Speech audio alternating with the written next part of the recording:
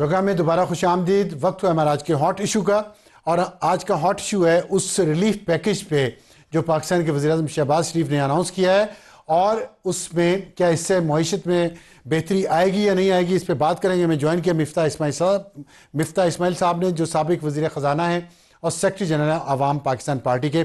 मिफ्ता साहब अस्सलाम वालेकुम। वालेकुम अस्सलाम। 4.4 रुपए कमी का ऐलान बिजली में, और 9 रुपए वेलिंग चार्जेस में कमी है। एक्सपोर्टर्स के लिए टैक्स 7.5% से कम करके 4.5%, और 2047 तक पाकिस्तान को 3 ट्रिलियन की मईशत बनाएंगे। हुकूमत और FPCCI का मुश्तरका ऐलान, मुमकिन है ये? जो ऐलान किया है इन्होंने 4 रुपए 4 पैसे का, 40 पैसे का नहीं, 4 रुपए 4 पैसे का सनती बिजली की नरखों में कमी करने के बाद हाँ, 4 रुपये उसके 4 बाद पैसे भी का। हमारे पास तकरीबन 11 सेंट या 12 सेंट की बिजली होती है। तो फिर भी बड़ी महंगी है, लेकिन ये 4 रुपए कम किए हैं। अब सवाल ये है कि ये 4 रुपए जो कम किए हैं, क्या इससे आप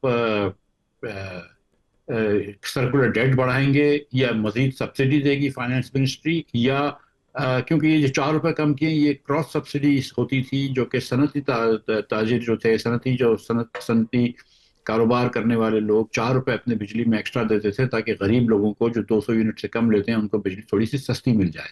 अब ये देखना है कि क्या हुकूमत इसके एवज उनकी बिजली महंगी करती है, या अपनी जेब से देती है, या सर्कुलर डेट में डालती है, तो ये देखना है। लेकिन बहरहाल इस सनत के लिए जो है ये बेहतर है।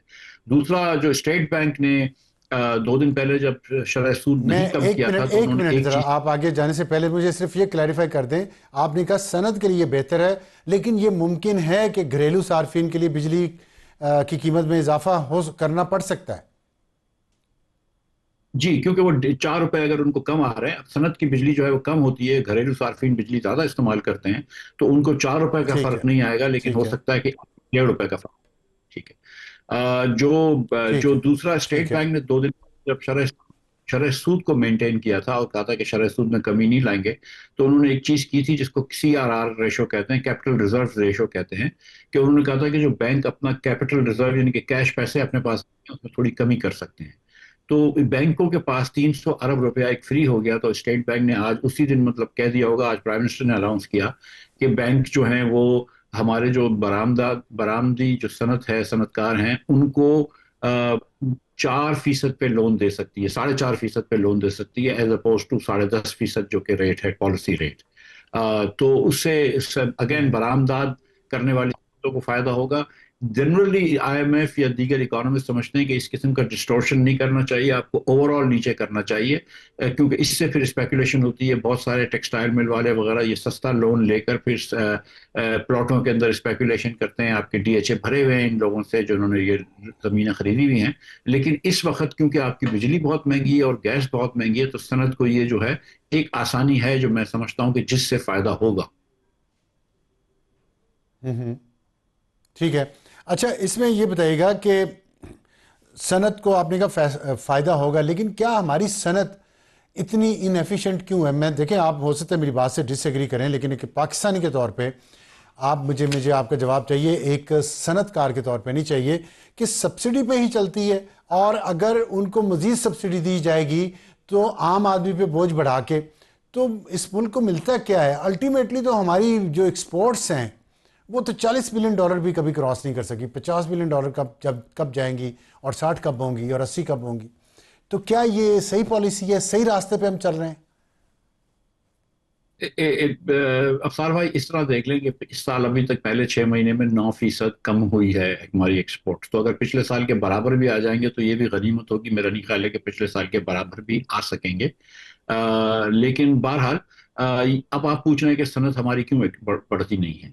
मैं आपको इसका जवाब देता हूं कि पाकिस्तान में अमीर तरीन लोग कौन है। पाकिस्तान में अमीर तरीन लोग वो हैं जो कि जिनके पास फर्टिलाइजर की फैक्ट्रियां होती हैं, जिनके पास IPPs हैं। फर्टिलाइजर की फैक्ट्री को हुकूमत सस्ती गैस देती है, जो गैस मुझको 4500 रुपए की दे रही है, वो फर्टिलाइजर वालों को 1500-1600 रुपए की दे रही है। ठीक। पाकिस्तान में IPPs हैं। मैं नहीं जानता कि कौन सा कोई IPP जो 100-200 मेगावाट का IPP वो खरबपति ना हो। उसके बाद पाकिस्तान में सीमेंट की फैक्ट्री वाले अमीर होते हैं और चीनी की फैक्ट्री वाले अमीर होते हैं। चीनी की फैक्ट्री किसकी हैं इस पे मजीद बात नहीं करते, लेकिन सीमेंट के अंदर भी एक कार्टेल टाइप का बना हुआ होता है और ये बड़े लोग लेते हैं। लेकिन सीमेंट को कोई और फेवर नहीं करते माँ सिवाय इसके कि उन्होंने कार्टलाइजेशन की हुई है जिससे वो महंगी सीमेंट बेचते हैं पूरे पाकिस्तान को, और उसको हुकूमत जाहिर है कि कुछ ज्यादा उस पर वो नहीं करती। इसके अलावा मुझे बताएं कि बरामद करने वाली कौन सी कंपनी अमीर हो गई, या बरामद करने वाली दुनिया की जो कंपनियां हैं, जैसे सैमसंग ने वियतनाम में इन्वेस्ट किया और वहां से 68 बिलियन का इन्वेस्ट वहां से एक्सपोर्ट करती है, उसने पाकिस्तान में क्यों नहीं इन्वेस्ट किया? नाइकी जो कि पूरी दुनिया से जूते बनवाती है वो पाकिस्तान से क्यों नहीं ले रही? एडिडास जो पूरी दुनिया से जूते बनवाती है वो पाकिस्तान से क्यों नहीं लेती? अब आप देखेंगे कराची को देखें कि 70 करोड़ रुपए एकड़ जमीन है कोरंगी के अंदर। 1 एकड़ जमीन 70 करोड़ रुपए इंडस्ट्रियल एरिया के अंदर जहाँ पे स्टिचिंग वगैरह गारमेंट की होती है। हमारे यहाँ जमीनें महंगी हैं, जमीन के अंदर तनाजे होते हैं। हमारे यहाँ बिजली जो है वो Indonesia, Malaysia, Thailand, Vietnam, Cambodia इन सबसे महंगी है, और जाहिर है कि अपने खित्ते में सबसे महंगी है।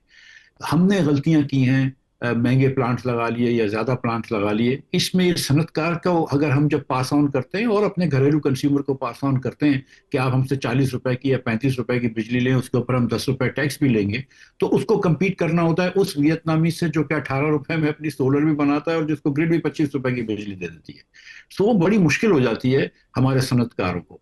उसके बाद आप ठीक पूरी दुनिया ठीक की है। सप्लाई से कट गए, क्योंकि एक एक बात मैं अगर कह दूं कि देखें यहाँ पे टेररिज्म की एक 20 साल से 25 साल से है, और ये बात नहीं है, एक्चुअल टेररिज्म पाकिस्तान में होता है। ये परसेप्शन गलत नहीं है पाकिस्तान के बारे में, ये बात सही है।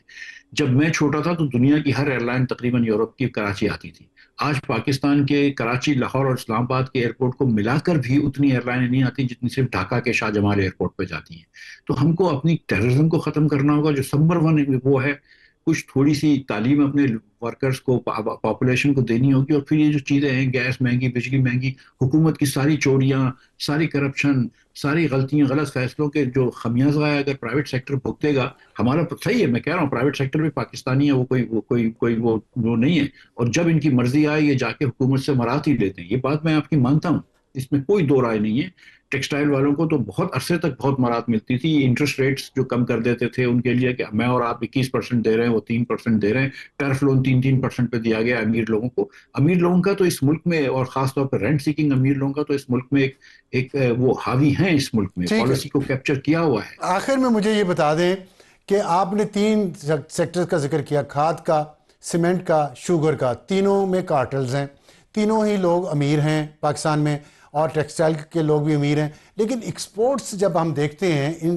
तीनों, सीमेंट का और शुगर का और इसका खाद का, तो कोई इतना कंट्रीब्यूशन नहीं है एक्सपोर्ट्स में। थोड़ा बहुत होगा लेकिन आम आदमी पिसता है इन सारी चीज़ों की वजह से। तो फिर ये जो रिफॉर्म्स हैं, are we missing the forest for trees? कि ये छोटी छोटी हम ये टिंकरिंग करते रहते हैं कि टेक्सटाइल मिल वाले शोर में चाह रहे हैं इनको दे दो, लेकिन जो असल रिफॉर्म्स हैं, और जैसे आपने सैमसंग की एग्जांपल दी है, ऐसे हम क्यों नहीं डाइवर्सिफाई क्यों नहीं कर पा रहे अपनी एक्सपोर्ट्स को? सर देखें, अमीर होना कोई बुरी बात नहीं है, लेकिन रेंट सीकिंग करना बुरी बात है ना। आप अपनी मर्जी की पॉलिसी करवा लें, वो गलत है। आप चीनी को एक्सपोर्ट करवा लें जबकि आपको पता है कि यहाँ लोकल की कमी है, तो वो गलत है।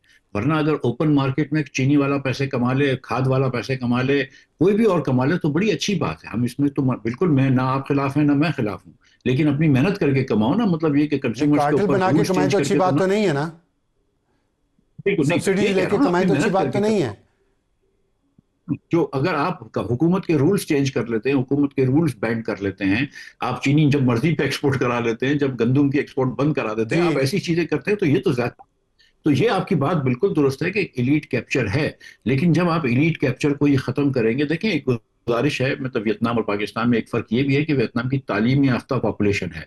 उधर जो हर जो वर्कर होता है वो थोड़ी बहुत तालीम याफ्ता होता है, थोड़ी बहुत स्किल्ड याफ्ता होता है। आपका 80 लाख बच्चा पैदा होगा इस साल, ठीक। 4 साल बाद स्कूल जाएगा, उसके पास स्कूल की जगह नहीं है। आपका 2 करोड़ 60 लाख बच्चा ऑलरेडी स्कूल से बाहर है। तो आपने तो ना अपने बच्चों ठीक को है। तालीम दी है, ना सेहत दी ठीक है, है। ना इंफ्रास्ट्रक्चर किया है। ठीक बहुत है। शुक्रिया। बहुत शुक्रिया।